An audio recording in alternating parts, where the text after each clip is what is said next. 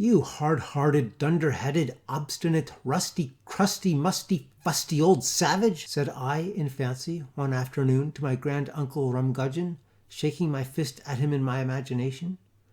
Only in imagination.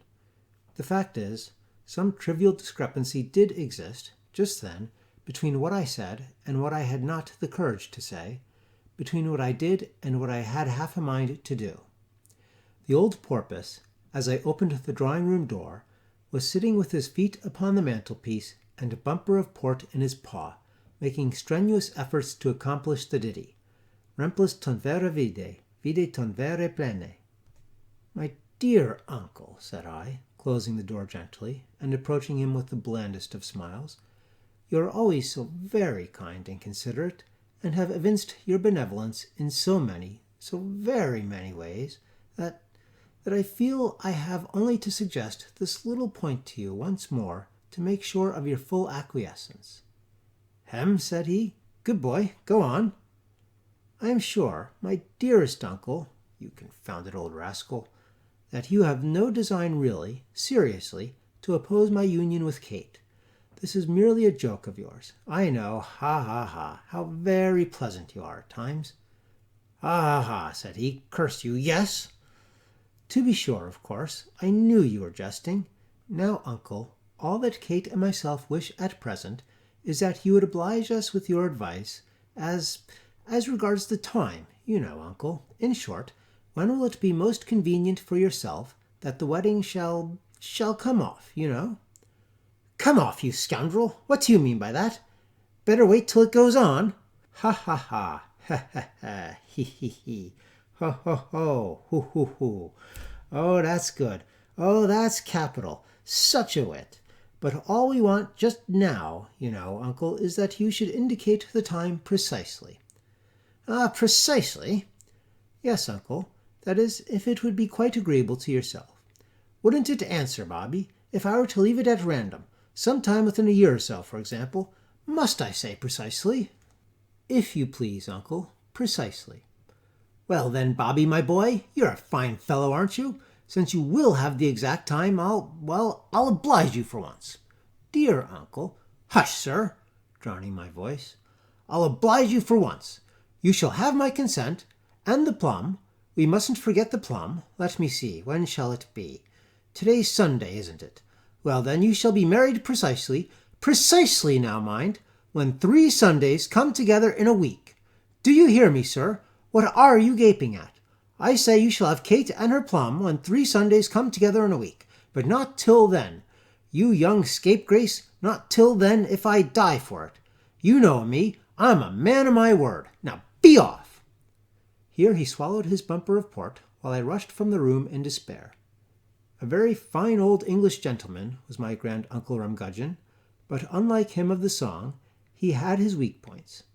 He was a little, pursy, pompous, passionate, semicircular somebody with a red nose, a thick skull, a long purse, and a strong sense of his own consequence. With the best heart in the world, he contrived through a predominant whim of contradiction to earn for himself, among those who only knew him superficially, the character of a curmudgeon. Like many excellent people, he seemed possessed with a spirit of tantalization, which might easily, at a casual glance, have been mistaken for malevolence.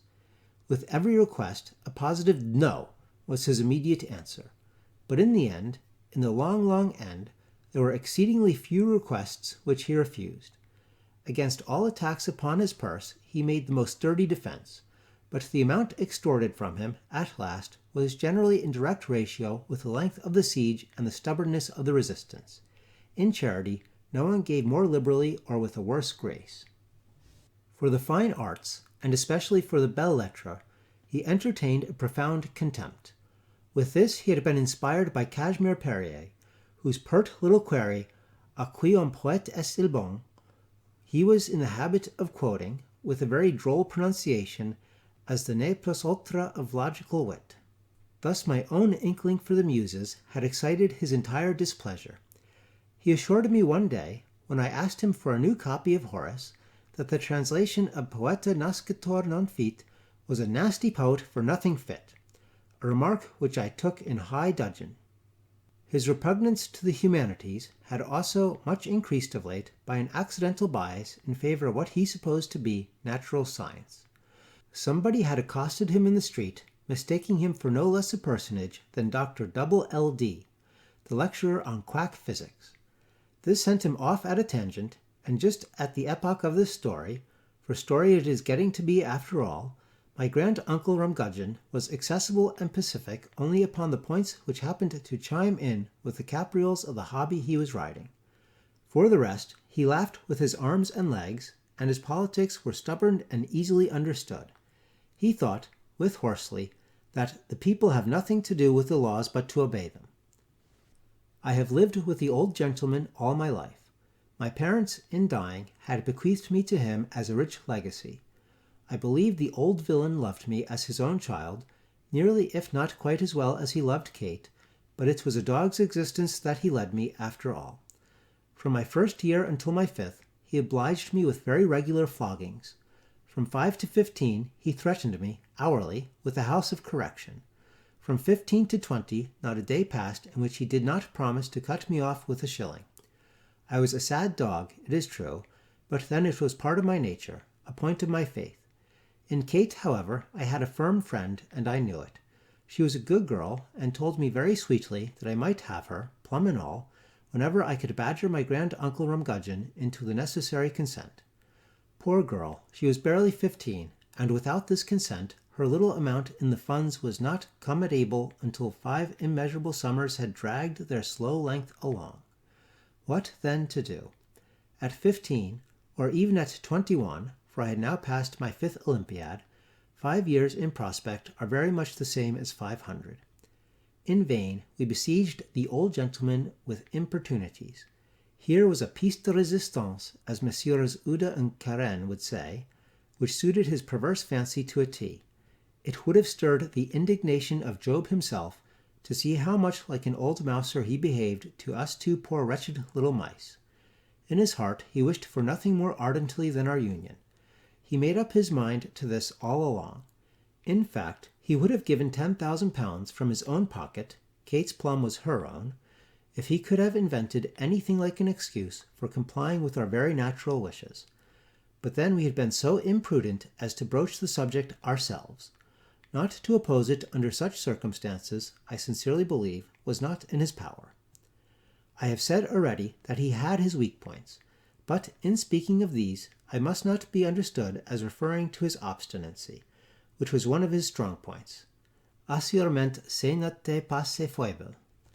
When I mention his weakness, I have allusion to a bizarre old womanish superstition which beset him. He was great in dreams, portents, et genus omne of rigmarole. He was excessively punctilious, too, upon small points of honor, and, after his own fashion, was a man of his word beyond doubt. This was, in fact, one of his hobbies. The spirit of his vows he made no scruple of setting at naught, but the letter was a bond inviolable.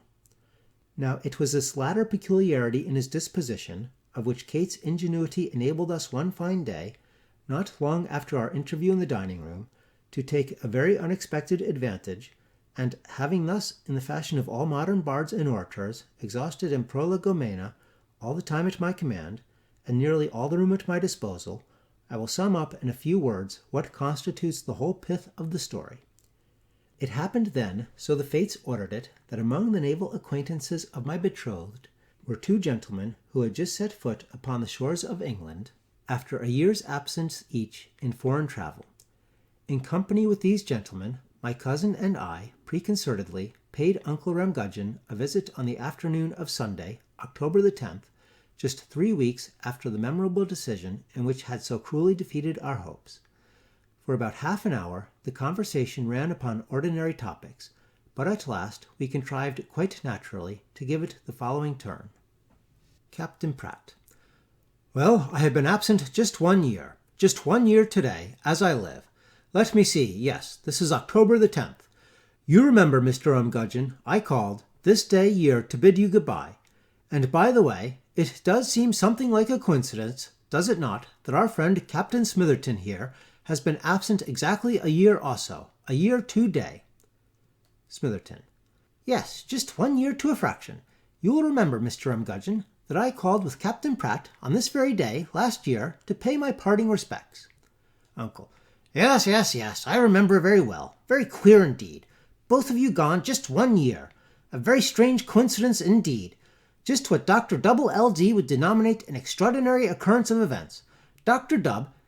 Kate, interrupting: To be sure, Papa, it is something strange, but then Captain Pratt and Captain Smitherton don't go altogether the same route, and that makes a difference, you know.